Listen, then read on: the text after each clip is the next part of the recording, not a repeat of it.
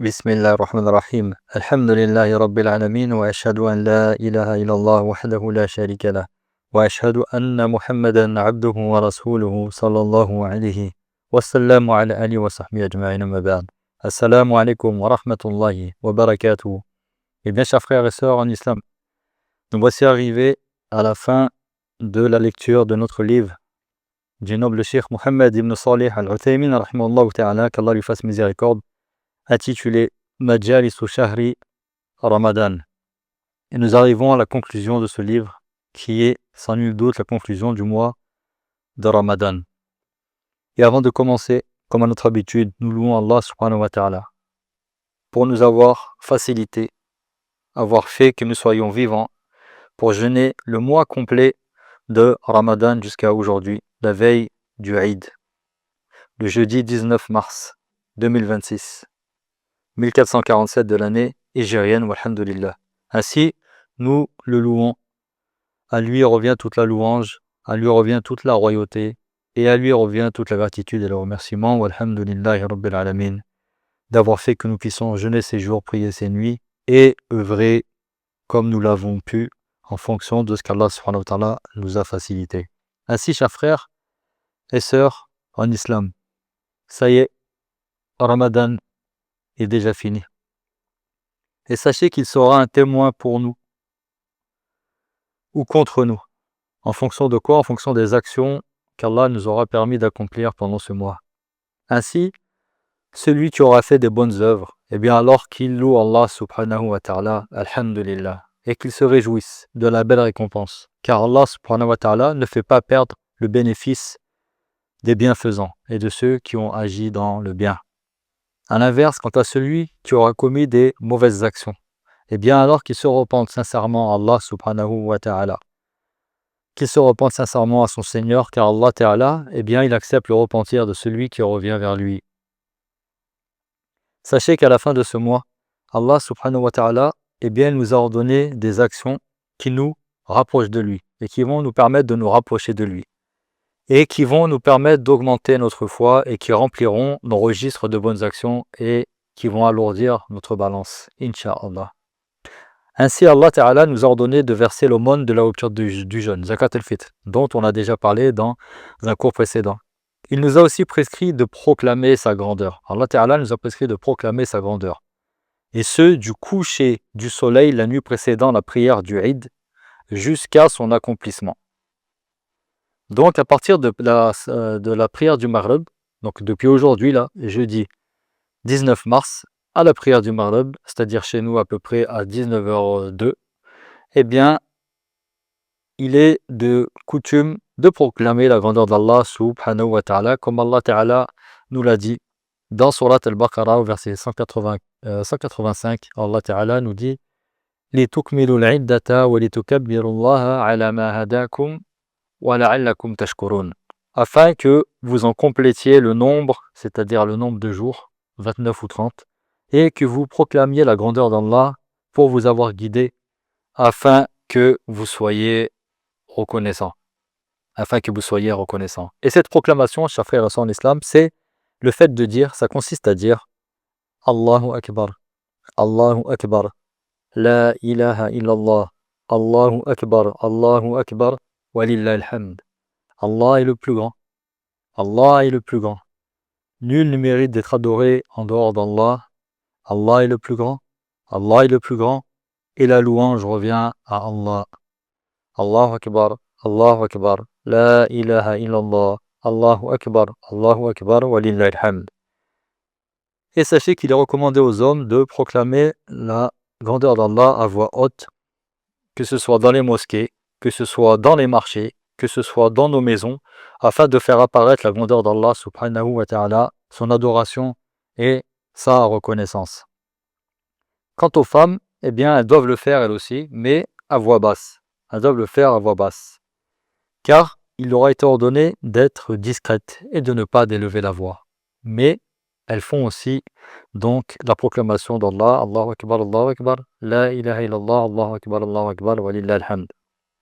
Et quelle belle vision que de voir partout des hommes proclamer haut et fort la grandeur d'Allah subhanahu wa ta'ala, par considération et par respect à la fin de ce mois de jeûne. Ils remplissent l'horizon en proclamant la grandeur d'Allah, en proclamant sa louange et son unicité, tout en espérant la miséricorde d'Allah subhanahu wa ta'ala et craignant son châtiment. Allah ta'ala a légiféré aussi à ses serviteurs la prière du Eid, qui constitue le meilleur moyen de l'évoquer. Donc demain, Inch'Allah, nous ferons Salatul Eid, la prière du Eid. Le messager d'Allah, sallallahu alayhi wa sallam, il a ordonné à sa communauté, que ce soit des hommes et des femmes. Et son ordre, eh bien, il doit être observé. Allah subhanahu wa ta'ala nous dit, ô vous qui avez cru, obéissez à Allah et obéissez au messager et n'annulez pas vos actions. Et le prophète sallallahu alayhi wa sallam a également ordonné aux femmes de s'y rendre. D'accord? Bien que leur maison soit meilleure pour elles en dehors de cette prière. C'est-à-dire que le meilleur endroit de prière pour la femme, ce n'est pas la mosquée, contrairement à l'homme. Le meilleur endroit pour l'homme pour prier, c'est la mosquée, et le meilleur endroit pour la femme pour faire la prière, c'est sa maison. Et bien là, le prophète sallallahu alayhi wa sallam, il a ordonné aux femmes de se rendre accomplir la prière du Eid avec les hommes. Alhamdulillah. Quand on dit avec les hommes, c'est pas se mélanger avec les hommes, mais l'homme est tenu d'aller accomplir cette prière du Eid en congrégation, et la femme également, alhamdulillah. Eh bien, cela prouve l'importance de cette prière. Et Atiyya radiyallahu anha rapporte que le messager d'Allah sallallahu alayhi wa sallam nous a ordonné de faire sortir les femmes pour la prière du Eid al-Fitr et la prière du Eid al-Adha.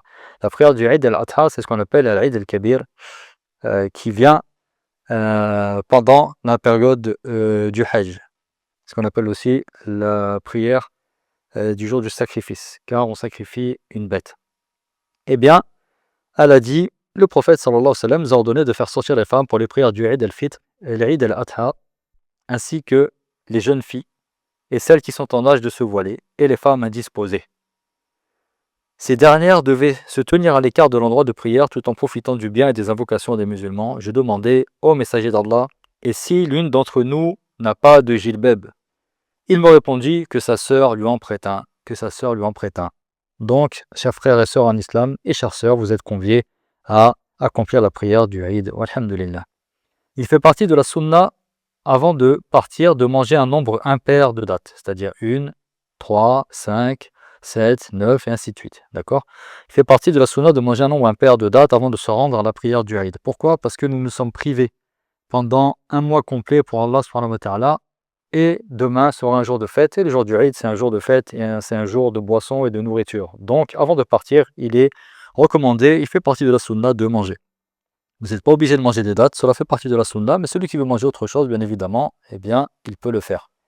Anas ibn Malik radiyallahu anhu rapporte que le messager d'Allah sallallahu alayhi wa sallam mangeait quelques dates avant de se rendre à la prière du Eid al-Fitr. Et il en mangeait un nombre impair. Il s'y rendait à pied. Le prophète sallallahu alayhi wa sallam s'y rendait à pied et il n'utilisait pas de monture ou de moyens de transport, à moins qu'il soit incapable d'y aller ou si l'endroit vraiment était trop éloigné. Ali ibn Abi Talib radiyallahu anhu rapporte, il fait partie de la sunna de se rendre à la prière du Eid à pied.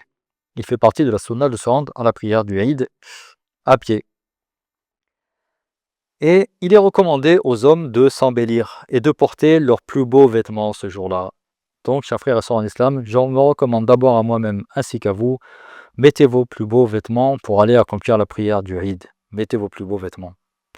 Ibn Omar radiyallahu anhu rapporte, Omar prit une cape en soie qui se vendait au marché et vint trouver le messager d'Allah sallallahu alayhi wa sallam avec lui, avec le vêtement, il lui dit, ô messager d'Allah, achète-la. Tu pourras ainsi la porter pour les prières du Eid et pour accueillir les délégations. Le messager d'Allah sallallahu alayhi wa sallam lui répondit, c'est la tenue de ceux qui n'ont aucune récompense dans l'au-delà. Il dit ceci car elle était en soie. Et en effet, il est interdit de porter de la soie ou de l'or pour les hommes de la communauté de Mohammed sallallahu alayhi wa sallam. Nous voyons qu'à l'époque, le fait d'acheter de la soie pour eux était quelque chose vraiment d'important et quelque chose qui montrait la belle tenue qu'on pouvait mettre à cette époque. Mais cette tenue, pour les gens qui sont ici-bas, elle est interdite pour nous musulmans, car elle nous sera destinée dans l'au-delà, au paradis, Inch'Allah. Mais ce qu'il faut retenir de ce hadith, c'est que il avait acheté une tenue spécifique pour la prière du Eid, spécialement pour la prière du Eid. Donc il est vraiment important de mettre ses plus beaux vêtements pour ce jour. Quant à la femme, eh bien la femme quant à elle, elle peut porter également des beaux vêtements. Elle peut porter des beaux vêtements, mais sans se parfumer et sans laisser apparaître ses atours ou ses cheveux, car Allah subhanahu wa ta'ala lui a ordonné de se couvrir et lui a interdit de sortir découverte ou parfumée. À l'inverse, l'homme est tenu de se parfumer avant de se rendre à la prière du Eid. Sachez que le musulman, ensuite, il doit accomplir la prière du Eid, avec humilité et avec un cœur qui est présent. Et il doit multiplier l'évocation et l'invocation d'Allah en espérant sa miséricorde et en craignant son châtiment. Vous voyez, chers frères et sœurs en islam, il y a toujours ces deux choses. Le musulman, il est toujours entre l'espoir et la crainte et l'espoir. L'espoir de la miséricorde d'Allah, car Allah est très miséricordieux et c'est le plus grand des miséricordieux. Wa ar-Rahman ar-Rahim. Et en même temps, il doit craindre son châtiment, car Allah est dur en punition et en châtiment. Ainsi, chers frères et sœurs en islam, en voyant ce rassemblement là, le jour du Eid, et cette foule de gens, eh bien, on doit se rappeler le grand rassemblement aussi devant Allah subhanahu wa ta'ala au jour de la résurrection. On doit se rappeler que nous allons être ressuscités et rassemblés afin d'être jugés de ce que nous avons fait sur terre. Nous devons aussi méditer la supériorité de certains dans cette assemblée et se rappeler le grand privilège dans l'au-delà. Regarde comment nous favorisons certains sur d'autres, et dans l'au-delà, il y a des rangs plus élevés et plus privilégiés encore. Allah Ta'ala nous dit, regarde comment nous favorisons certains sur d'autres, et dans l'au-delà, il y a des rangs plus élevés et plus privilégiés encore. Ainsi, réjouissons-nous également du bienfait qu'Allah subhanahu wa ta'ala nous a accordé, en nous permettant d'atteindre le mois de Ramadan et d'y accomplir ce qu'il nous a facilité comme prière, comme jeûne, comme lecture du Coran, comme aumône et d'autres adorations. Car tout ceci, eh bien, c'est meilleur que ce bas monde et que ce qu'il contient. Et Allah subhanahu wa ta'ala nous dit également, dans son sens en français, dit « Ceci provient de la grâce d'Allah et de sa miséricorde. Voilà de quoi ils devraient se réjouir, car c'est bien meilleur que ce qu'ils amassent. » En effet, chers frères et sœurs en islam, pouvoir jeûner le mois de Ramadan, pouvoir prier ces nuits, avec foi et espoir de la récompense divine, eh bien c'est un moyen de se faire pardonner ses péchés et de se débarrasser de ses méfaits. Ainsi le croyant, il se réjouit d'avoir pu jeûner et d'avoir pu prier, car cela lui a permis de se purifier. Alors que celui dont la foi est faible, eh bien lui il se réjouit de la fin du mois de Ramadan, qu'il a trouvé lourd et pénible, car il peut enfin s'en débarrasser. Eh bien la différence entre ces deux joies, elles sont énormes. Et on demande à Allah subhanahu wa ta'ala qu'il fasse que nous soyons parmi les premiers, les croyants qui se réjouissent d'avoir pu jeûner et prier. Amin. Ainsi, chers frères et sœurs en islam, si le mois de Ramadan, eh bien, il est fini, eh bien, nos actions, les actions du croyant, quant à elles, elles ne s'arrêtent pas pour autant. Allah subhanahu wa ta'ala nous dit également, et adore ton Seigneur jusqu'à ce que te vienne la certitude. La certitude, c'est-à-dire jusqu'à ce que te vienne la mort. Ô vous qui avez cru, craignez Allah comme il mérite et ne mourrez qu'en étant soumis. Et le prophète sallallahu alayhi wa sallam a dit, lorsque l'enfant d'Adam décède, ses actions s'interrompent. Ainsi, la seule chose qui peut mettre un terme aux actions du croyant, eh bien, c'est la mort. C'est la mort. Et si le mois de Ramadan touche à sa fin, eh bien, le croyant, quant à lui, il ne s'arrête pas de jeûner. Et oui, il ne s'arrête pas de jeûner, car cette adoration, elle est légiférée durant le reste de l'année. Et toute la louange entière revient à Allah subhanahu wa ta'ala. Abu Ayyub al-Ansari radiyallahu anhu rapporte que le prophète sallallahu alayhi wa sallam a dit, quiconque jeûne le mois de Ramadan, puis le fait suivre de 6 jours de Shawwal, aura la même récompense que le jeûne d'une année. Le prophète sallallahu alayhi wa sallam a dit également, jeûner 3 jours par mois en plus du jeûne de Ramadan équivaut au jeûne de toute l'année. Jeûner 3 jours par mois en plus du jeûne de Ramadan équivaut au jeûne de toute l'année. Et selon Abu Huraira radiyallahu anhu, mon ami intime donc le prophète sallallahu alayhi wa sallam, mon ami intime sallallahu alayhi wa sallam m'a recommandé 3 choses. Et parmi ces 3 choses, il y a le fait de jeûner 3 jours par mois. Sachez qu'il est préférable que ces 3 jours-là, mensuels, les 3 jours qu'on jeûne par mois, eh bien, ils correspondent à ce qu'on appelle au jour blanc, c'est-à-dire le 13e, 14e et 15e jour du mois lunaire, qui tombe en fait à partir du moment de la naissance de la pleine lune. Donc, le 13, 14 et 15e jour du mois lunaire, en vertu du hadith d'Abu Darda, radiallahu anhu, dans lequel le prophète sallallahu alayhi wa sallam a dit « Si tu jeûnes 3 jours par mois, alors jeûne le 13, le 14 et le 15. » Le prophète sallallahu alayhi wa sallam fut interrogé sur le jeûne du jour de Arafah. Il répondit « Il permet d'expier les péchés de l'année précédente et celles de l'année à venir. » Il fut interrogé également sur le jeûne du jour de Ashura. Il répondit « Il permet d'expier les péchés de l'année passée. » Et Abu Huraira radiallahu anhu rapporte que le prophète sallallahu alayhi wa sallam fut interrogé au sujet du meilleur jeûne, le meilleur jeûne après le mois de Ramadan. Il répondit « Le meilleur des jeûnes après celui de Ramadan, eh bien, c'est celui du mois sacré d'Allah, Al-Muharram. Le mois de Al-Muharram. Eh bien, les meilleurs jours de jeûne après Ramadan, ce sont pendant ce mois-là. » Aïcha radiallahu anha rapporte que je n'ai jamais vu le prophète sallallahu alayhi wa sallam jeûner un mois entier en dehors de celui de Ramadan. Et je ne l'ai jamais vu jeûner plus que pendant le mois de Sha'ban. Et dans une autre version, et il jeûnait presque entièrement. Elle rapporte également que le prophète sallallahu alayhi wa sallam jeûnait fréquemment les lundis et les jeudis. Il jeûnait fréquemment les lundis et les jeudis. Ainsi, Abu Huraira radiallahu anhu rapporte également que le prophète sallallahu alayhi wa sallam a dit « Les actions sont présentées à Allah chaque lundi et jeudi. Et j'aime que mes actions soient présentées alors que je suis en état de jeûne. » Ainsi, chers frères et sœurs en islam, vous voyez que le jeûne, ce n'est pas que pendant le mois de Ramadan. Nous pouvons le faire toute l'année et avoir les récompenses démultipliées. Walhamdulillah. Ensuite, en parlant des prières maintenant, on va parler des prières. Les prières nocturnes que nous avons faites, les prières de Tarawih par exemple. Eh bien, si les prières nocturnes de Ramadan se sont arrêtées, car aujourd'hui, nous n'avons pas prié la prière du Tarawih, parce que nous sommes rentrés dans le mois de Shawwal. Pourquoi? Parce qu'en islam, la nuit précède le jour. Ce soir-là, nous sommes la nuit du premier jour de Shawwal. Et demain, nous serons la journée du mois de Shawwal. La nuit précède le jour. C'est pour ça que la première nuit de Ramadan, nous ne jeûnons pas le premier jour. La première nuit, nous ne jeûnons pas, mais nous faisons Tarawih. Et que le dernier jour, la dernière nuit, nous ne prions pas Tarawih. Pourquoi? Parce que nous sommes entrés dans le mois de Shawwal.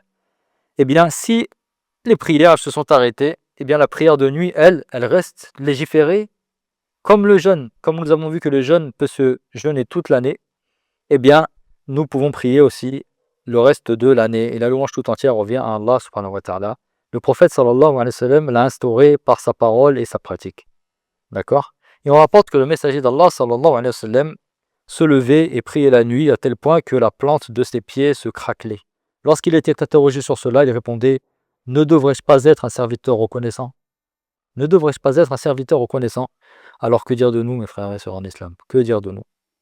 Abdallah ibn Salam radiallahu anhu rapporte que le prophète sallallahu alayhi wa sallam a dit « Ô vous les gens, répandez le salut et donnez à manger aux gens, nouez les liens de parenté et priez la nuit lorsque les gens sont endormis. Vous rentrerez au paradis en paix. » Abu Huraira radiallahu anhu rapporte que le prophète sallallahu alayhi wa sallam a dit « La meilleure des prières après celles qui sont obligatoires, c'est la prière de la nuit. » La prière de nuit, elle inclut toutes les prières surérogatoires qui sont effectuées de nuit, ainsi que le witr. Et il est recommandé aux musulmans de prier 2 unités, les unes à la suite des autres, et de les clôturer par une seule unité avant l'apparition de l'aube. Il peut aussi prier d'une autre manière, comme nous l'avons évoqué dans la 4e leçon. Je vous laisse y revenir. Selon Abu Huraira, le prophète sallallahu alayhi wa sallam a dit « Notre Seigneur descend dans le dernier tiers de chaque nuit au ciel le plus proche, et il dit « Qui m'invoque? Que je lui réponde. Qui me demande? Que je lui donne. Qui m'implore mon pardon, afin que je lui accorde. » De plus, les prières dites rawatib, et rawatib, on en a aussi parlé dans des cours précédents, je vous laisse y revenir, c'est les prières qui sont attachées aux prières obligatoires, qui sont liées aux prières obligatoires. Eh bien, elles sont légiférées également. Elles sont au nombre de 12. 4 avant le Dohr, 2 et 2 après. 2 après le Maghrib, 2 après l'Aïcha et 2 avant la prière du Fajr. 2 avant la prière du Fajr. Habiba, radiallahu anha, rapporte que le prophète sallallahu alayhi wa sallam a dit: il n'y a pas de serviteur musulman qui prie chaque jour pour Allah 12 unités de prière surérogatoires en dehors des obligatoires, sans qu'Allah ne lui construise une demeure au paradis. Ensuite, chers frères et sœurs en islam, il y a l'évocation d'Allah après les prières obligatoires. Eh bien, l'évocation d'Allah, le dhikr après les prières obligatoires, c'est de mise également. Comme Allah Ta'ala l'a ordonné dans son livre et comme le messager d'Allah sallallahu alayhi wa sallam nous y a incité. Allah Ta'ala nous dit: une fois que vous avez accompli la prière, alors évoquez Allah debout, assis ou couché. Le prophète sallallahu alayhi wa sallam avait l'habitude de demander pardon à 3 reprises. Après la prière obligatoire, il disait astaghfirullah, astaghfirullah, astaghfirullah. Après avoir prononcé les salutations. Il avait l'habitude de dire: oh Allah, c'est toi le salut et c'est de toi que provient le salut. Allahumma anta salam wa minka salam. Sois béni, ô toi qui es plein de majesté et de noblesse.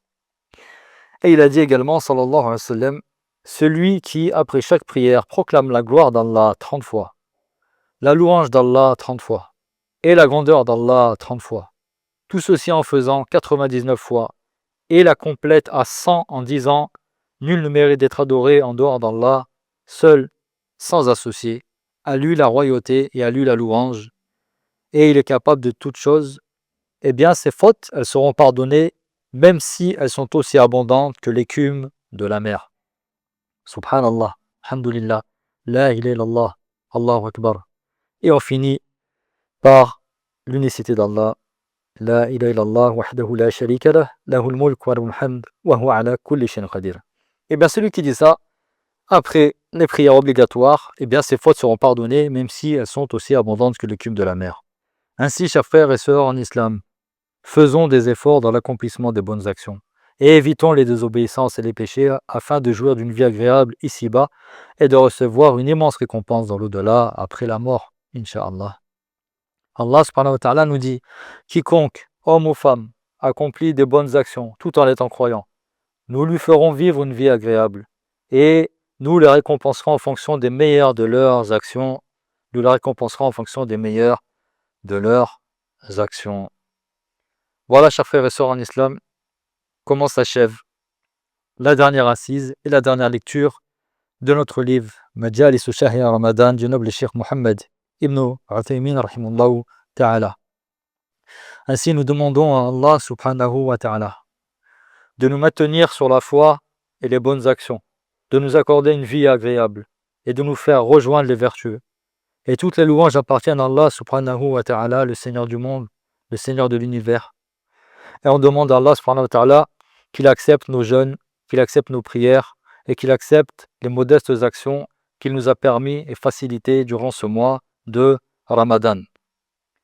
Ici s'achève ce que l'auteur a écrit, en implorant Allah subhanahu wa ta'ala qu'il fasse que cette action lui soit sincèrement vouée et qu'elle nous rapproche de lui et qu'elle soit profitable à ses serviteurs, en lui demandant qu'il nous assiste ici-bas et dans l'au-delà et qu'il nous guide à la vérité au sujet de laquelle les gens divergent.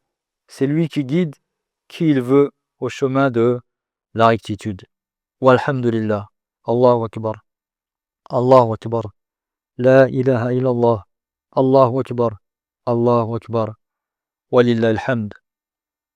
Voilà, chers frères et sœurs en islam, et toute parole véridique, utile et bénéfique ne peut provenir que de Allah seul, de par sa miséricorde, sa bonté et sa grâce, et que toute erreur, confusion et oubli ne peut provenir que de moi-même ou de Shaitan.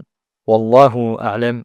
Allah est le plus savant sur toutes les choses que vous avez pu entendre durant ce mois de Ramadan. À lui appartient la louange, à lui appartient la royauté, elle lui appartient et à lui va tous les remerciements et la gratitude, subhanahu wa ta'ala.